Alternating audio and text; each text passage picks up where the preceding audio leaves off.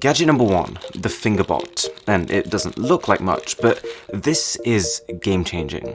Think about the not-so-smart gadgets in your home right now. Your TV, your kettle, your light bulbs maybe. Well, this makes them smart. You download the smartphone app, and through it, one tap makes this robot's arm come down to press the physical buttons on your appliances. So I've mounted mine on my PC, and so with my phone sitting across the room or even upstairs, I can now turn it on. Now, I didn't expect to like this product, but for just over $30, I ended up loving it. It's a watch. I hesitate to call it a smartwatch, but it's good to see that it can do smartwatch things, like customize your watch face and check your phone's notifications, but that is just the start. It tracks all kinds of stats like your number of steps, your heart rate, your blood pressure, and can even act as a remote shutter button for your phone's camera. And that stuff is all cool, it makes it useful, but is not my favorite feature. See, stored inside are actually 2 wireless earbuds, and the watch doubles as the charging case for them. As something that you keep on your wrist all the time anyways, that combination makes so much sense. You take these earphones out, you put them in your ear, they will automatically connect to your phone, and they don't even sound bad. The fit might be a bit of an issue for some people, but for me, if I spent $30 on just the earbuds, I wouldn't feel like I'd been ripped off, and that's quite an achievement. Interesting is what I'd use to describe this next product, SoundBoom. It's a speaker for your smartphone, but one that doesn't require any pairing, or actually any batteries for that matter. If you have a phone that supports wireless charging, like a Samsung or a Huawei, then you just turn that feature on and place your phone in the docking area. All of a sudden, your music will stop playing through your phone speaker and start coming from this much louder, much richer speaker. So to give you an idea, I'm playing music on my phone right now. Let's put it on and see what happens. Also, massive shout out to Surfshark VPN for sponsoring this video. Now, on the subject of wireless charging, welcome to a gadget from Ampere. It's a wireless charger, as you probably guessed, but with a twist. You plug it into the mains and all of a sudden have 3 10-watt fast wireless charging coils. There is one that's better for Android users, but the one I've got here is Apple focused. There's one spot for an Apple Watch, one for your AirPods, and one for your iPhone. Plus, the whole thing can be powered by your MacBook's charger. And the added twist is this folding mechanism, which of course A makes it more portable, but B means that it can be folded up to act as a stand for your device. Here's a fact about me. Actually, I can show you. I drink a lot of tea, and I think most tea drinkers agree that the second half of the cup always tastes less good than the first half, because by the time you've got there, it's cold. Enter the new Ember Travel Mug 2. It's not perfect, but it's one of my most used gadgets since it entered the studio. It syncs with your smartphone and lets you keep your drink at whatever temperature you think is comfortable. It comes with a dock, and while your mug is on it, it can keep your drink warm for 2 days if you wanted it to. Although, I probably wouldn't drink 2-day-old tea. But more importantly, the mug also works on the go, keeping your drink at the perfect temperature for an extra 3 hours on a road trip. There's a couple of other things I really appreciate here. This lid mechanism, for example, is 100% spill-free. Like, that is full of liquid right now, and I feel perfectly confident doing this over a whole load of expensive gadgets. I should probably stop that. When it comes to drinking as well, you just press this down and you can sip from any angle. There's also a touchscreen on the side, which just means you can control the temperature without the app if you wanted to.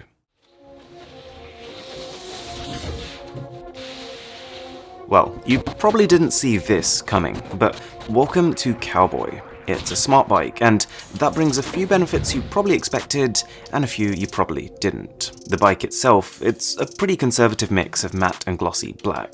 I wouldn't say the design shouts, but it's premium in a subtle way. It's fairly light too, at 16 kilos, and you get wide tires for a better grip on the road. But what makes it different are the smart features. With an app, you can lock it and unlock it the same way you do for your car, and when it's locked, it will not go anywhere. You get control over the lights on the front and the back, can remotely diagnose problems, and probably my favorite feature is that it tells you where your bike is at all times. So if you're very forgetful and you just need reminding where you left it, it works for that. Or if you're very unlucky and someone's just nicked it, you can still track and trace it.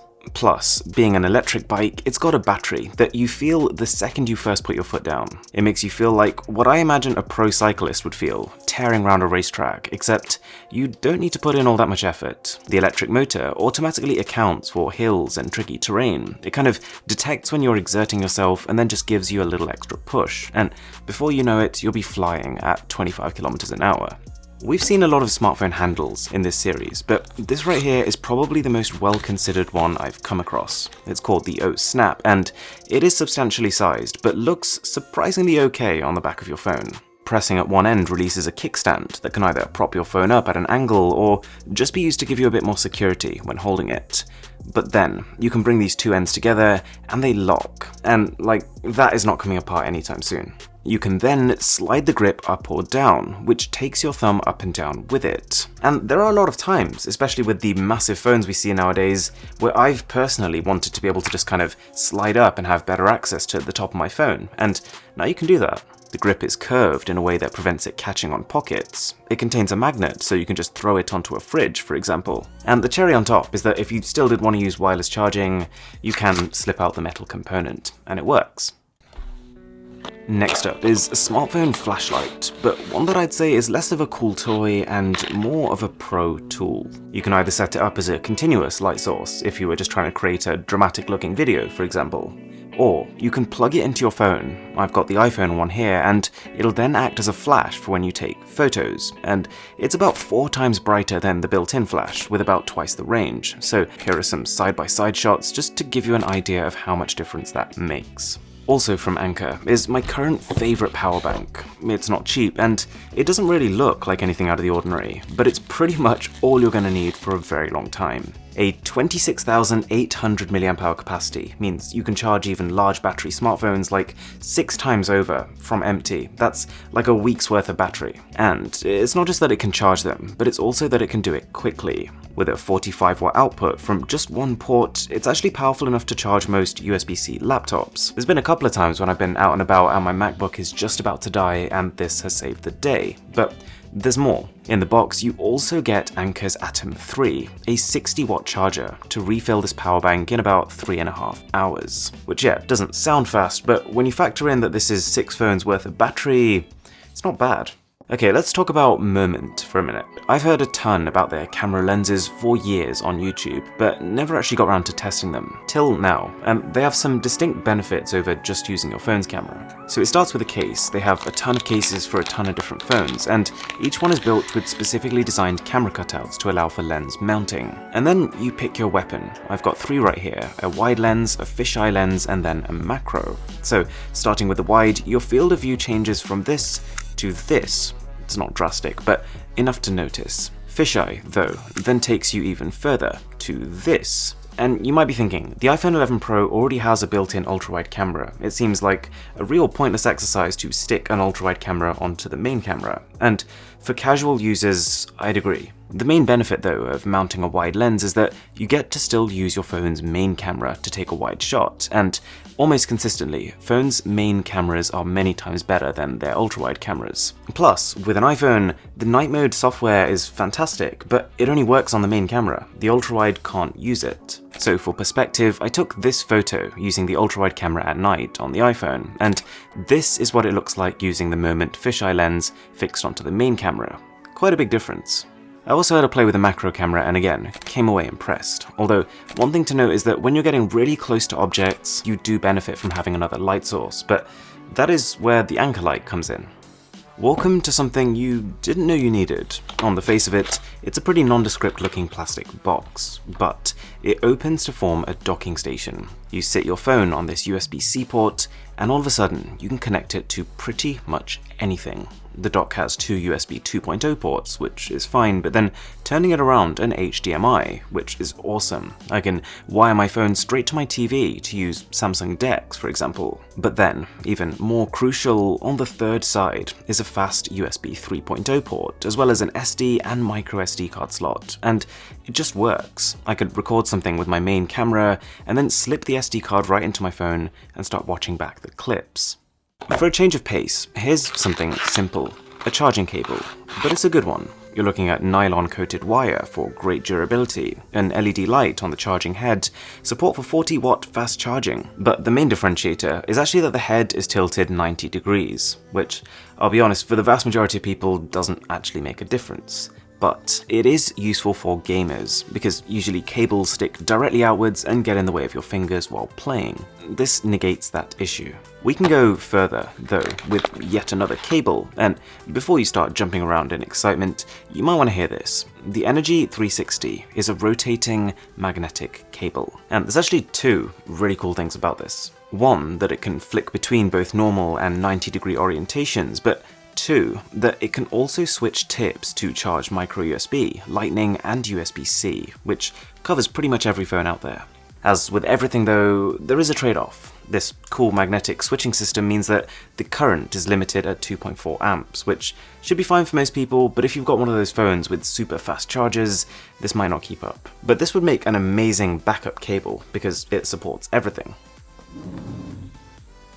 Well, this one's fun. There's a company called Shiftcam who've come up with a smartphone case that aims to be the fastest way to adapt your phone's cameras on the fly. It tries to address the issue with external smartphone lenses, which is that yes, they can be great quality, but most people are just put off by the fact that they now have something else that they've got to carry around. So, built into this case, you get 5 lenses to play around with. A 10x and 20x macro camera, 4x telephoto, 180-degree extreme fisheye, and a polarizer lens. The macro ones are pretty self-explanatory. The 10x slides on top of your phone's main camera to bring you 10x closer. It's decent quality too. The 20x is a similar lens, but because it slides over your phone's 2x telephoto camera, it can get you 20x closer. And again, quality's pretty good. The 4x zoom camera works in a similar way. So, to give you an idea, this is my iPhone's main camera. This would be what it looks like using the built-in 2x camera, and this would be the full 4x using the shift case lens on top of that. And the fisheye kind of speaks for itself. Very wide field of view, but also a ton of distortion. And finally, this polarizer is basically built to reduce glare and increase contrast on the ultra-wide camera of your phone. There are situations it's useful in, but I will say this, for all of these lenses, you get what you pay for. They're good, but they're just not as good as buying one lens specialized for one task. Now for a product that is far heavier than it needed to be, but this is quickly forgiven when you feel just how well constructed it is. You can tell it was built not to be moved around. This is the AirQuad, and the name tells half the story. It can charge 4 devices at the same time. So actually, it's pretty similar to that Unravel charger we looked at earlier in terms of scope, but with this additional USB-C dock for a smartphone or even an iPad Pro. As a bit of a bonus, if you've watched this far, I also managed to get hold of what claimed to be world's slimmest true wireless earbuds. And I don't doubt the claim. These even make the fairly svelte AirPods look chunky. The entire earphones and case are so tiny that you will put these in your pocket and completely forget they're there. That said, they have priced themselves against the big dogs, and for a lot of people that might be the sticking point. While they do sound great, considering they're non-noise cancelling and they just rest near your ear canal instead of inside it, and they have touch controls for your music and your voice assistants, they won't match the connectivity and the seamlessness of AirPods. Surfshark VPN is pretty crazy value. Take a listen to this. You pay $1.99 a month, and that gives you unlimited simultaneous connections. You probably already know that VPNs can keep your browsing secure, especially in public places, and also help to get around internet censorship in certain regions like China. But Surfshark does a lot more than that. As well as being able to connect to single locations, it allows you to multi-hop or encrypt your data through 2 different servers at the same time. Surfshark can also scan online databases to make sure your emails and passwords haven't been leaked, and lets you use something called Blind Search, an internet search tool with no logs, no tracking, and no ads. 2 of the coolest things built into the VPN itself are the ability to automatically block ads, which can help load pages quicker whilst using less of your data, and the ability to access 15 different Netflix libraries from around the world. So do check the link in the description, and you can use the code BOSS to get an 83% discount and an extra month for free. Thanks a lot for watching, guys, and I will catch you in the next one.